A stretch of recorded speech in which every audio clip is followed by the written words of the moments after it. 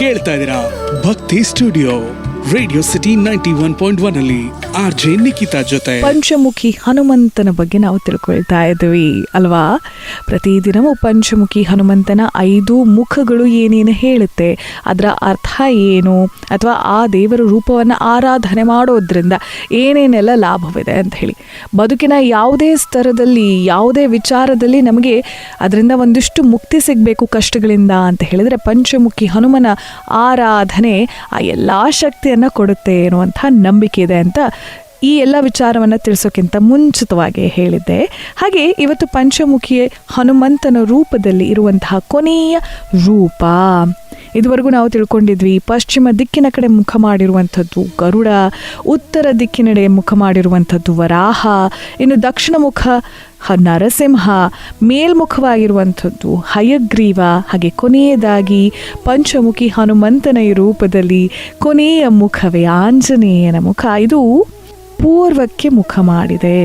ಹನುಮಂತ ಅತ್ಯಂತ ಪ್ರಸಿದ್ಧ ಮತ್ತು ಪ್ರಸಿದ್ಧವಾಗಿರುವಂತಹ ರೂಪ, ವ್ಯಕ್ತಿತ್ವ, ಅವನ ಎಲ್ಲ ನಿಷ್ಠೆ, ಧೈರ್ಯ, ಬುದ್ಧಿವಂತಿಕೆಯ ಸಂಕೇತ ಮತ್ತು ರೂಪವಾಗಿರೋದ್ರಿಂದ ಪಂಚಮುಖಿಯ ಅವತಾರದಲ್ಲಿರುವಂತಹ ಆಂಜನೇಯ ಮುಖವು ನಮ್ಮೆಲ್ಲರಿಗೂ ಕೂಡ ತಮ್ಮ ಮೇಲೆ ಅಂತ ಹೇಳಿದ್ರೆ ನಮ್ಮ ಮೇಲೆ ನಂಬಿಕೆ, ದೃಢ ನಿಶ್ಚಯವನ್ನು ತಗೊಳ್ಳೋ ಹಾಗೆ ಮಾಡುತ್ತೆ, ದೃಢ ನಿಶ್ಚಯವನ್ನು ನಾವು ಮಾಡೋ ಹಾಗೆ ಮಾಡುತ್ತೆ, ಈ ಮನಸ್ಥಿತಿಯನ್ನು ಕೊಡುತ್ತಂತೆ.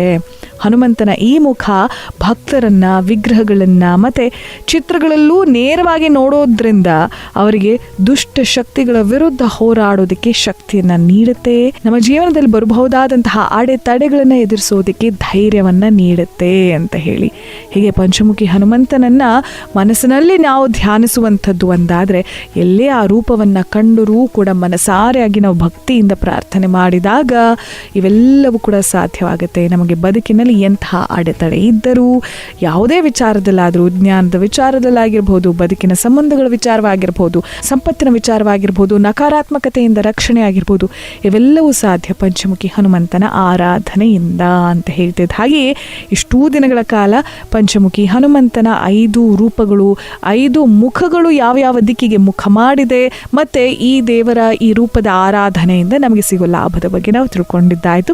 ಸಾಧ್ಯವಾದರೆ ಈ ರೂಪವನ್ನು ನೆನಪಿಸಿಕೊಳ್ತಾ ಅದರ ಮಂತ್ರವನ್ನು ಹೇಳುವಂತಾಗಲಿ ನಿಮಗೆ, ಹಾಗೆ ದೇವರು ನಿಮಗೆ ರಕ್ಷಣೆಯನ್ನು ನೀಡಲಿ ಅಂತ ಹೇಳ್ತಿದ್ದ ಹಾಗೆ ಕೇಳ್ತಾ ಇದ್ದೀರಾ ಭಕ್ತಿ ಸ್ಟುಡಿಯೋ ರೇಡಿಯೋ ಸಿಟಿ 91.1 ಅಲ್ಲಿ RJ ನಿಖಿತಾ ಜೊತೆ.